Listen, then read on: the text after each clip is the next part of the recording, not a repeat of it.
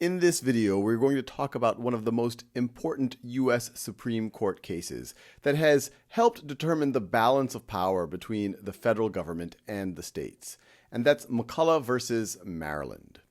So the year is 1816. We're after the War of 1812.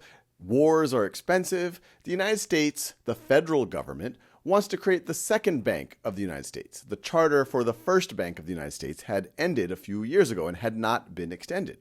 And the reason why a bank is useful for a federal government, a bank can be a place to store taxes that are collected from people. It could be a place to issue debts, to issue banknotes, think paper currency. And so the second bank of the United States is created. It is headquartered in Philadelphia right over here in 1816. And then in 1817, they open up a branch in Baltimore right over there.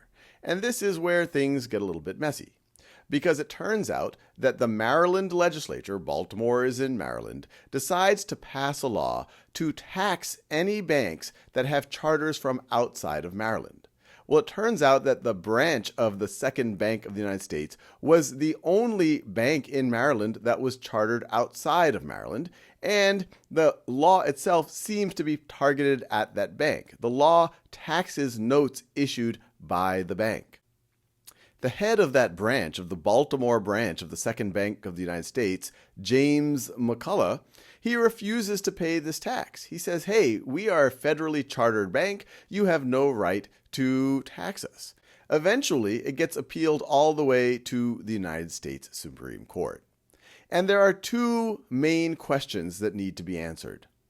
The first is, does the federal government have the power to charter a national bank? Where is that in the United States Constitution? By the time it got to the Supreme Court, Maryland was arguing that, hey, we don't even think the federal government has the right to charter a bank. We don't see that enumerated in the Constitution. And then if the bank can exist, can a state tax a national bank? The U.S. Supreme Court at this time is headed by Chief Justice John Marshall, who is a Federalist. And as we will see, they vote strongly in favor of the federal government. They decide unanimously that yes, the federal government does have the power to charter a bank. And they say no, a state actually cannot tax it. And so what do they cite in the Constitution to back up that decision?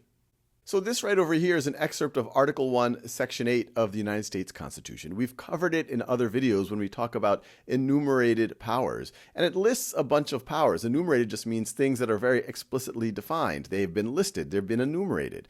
Congress has the power to lay and collect taxes, duties, imposts, and excises, borrow money, regulate commerce with foreign nations, among the several states with the Indian tribes. And it goes on and on and on. But the 18th clause here is really interesting. It's known as the Necessary and Proper Clause. And we cover it in several other videos, but it says that Congress has the power to make all laws which shall be necessary and proper for carrying into execution the foregoing powers.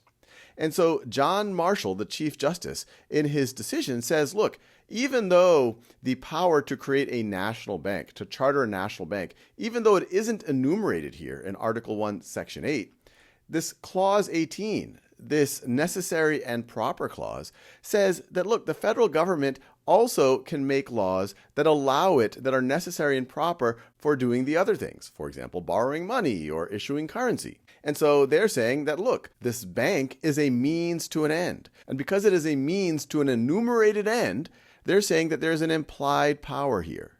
And so the whole notion of implied powers that we talk about in other videos, it really strongly stems from this decision on McCulloch versus Maryland. Now, Maryland argued a narrow reading of this necessary and proper clause. They're like, well, is a bank absolutely necessary? Couldn't you do some of these other things without having a bank? And the Supreme Court said, well, no. This isn't to limit the federal government, that this whole section is all about enumerating powers to say what the federal government can do, not what they can't do. So it does not have to be absolutely necessary. And on the second question of, well, if this bank's going to exist, can the state, where the branch is, can the state tax it? That's where what's known as the Supremacy Clause came into effect. This right over here is an excerpt. Article 6, Clause 2, this Constitution and the laws of the United States which shall be made in pursuance thereof, and all treaties made, or which shall be made under the authority of the United States, the federal government, shall be the supreme law of the land, and the judges in every state shall be bound thereby. And so the argument that the justices made is, well, you could, if you don't like something, if we allow the states to tax this national bank, well, the power to tax is the power to destroy, that you could tax it so much that it can't even operate. But this is saying that the authority of the federal government of the United States shall be the supreme law of the land. So a state can't get in the way of the federal government. And to hear it in John Marshall's own words, he wrote a very long decision about McCulloch versus Maryland, but here's just a few excerpts that speak to each of these points. So first of all, implied powers. Let the end be legitimate. Let it be within the scope of the Constitution, and all means which are appropriate, which are plainly adapted to that end, which are not prohibited, but consist with the letter and spirit of the Constitution, are constitutional. This is a big deal. He's saying, look, if the end is legitimate, and if the means is not prohibited, so nowhere in the Constitution does it say that the federal government can't start a national bank, so it's not prohibited, and if the end is to do some of the enumerated powers that are legitimate, then it is constitutional. So this is really a strong wording around implied powers and using the necessary and proper clause as the backing for it. And in terms of supremacy, it is of the very essence of supremacy to remove all obstacles to its action within its own sphere, and so to modify every power vested in subordinate governments as to accept its own operations from their influence. So it's saying, hey, we're not going to allow subordinate governments, the states, to get in the way. That's the essence of the Supremacy Clause. This effect need not be stated in terms. It is so involved in the declaration of supremacy, so necessarily implied in it, that the expression of it could not make it more certain. So once again, John Marshall clearly saying the Supremacy Clause, in order for it to make any sense, the subordinate governments, the states, should not be able to interfere with the operations of the federal government. If their ends are legitimate, it's constitutional, and the states cannot get in the way, in the example of McCulloch versus Maryland, by taxing. So as you can imagine, this decision clarified the shifting of a lot of power towards the federal government and away from the states.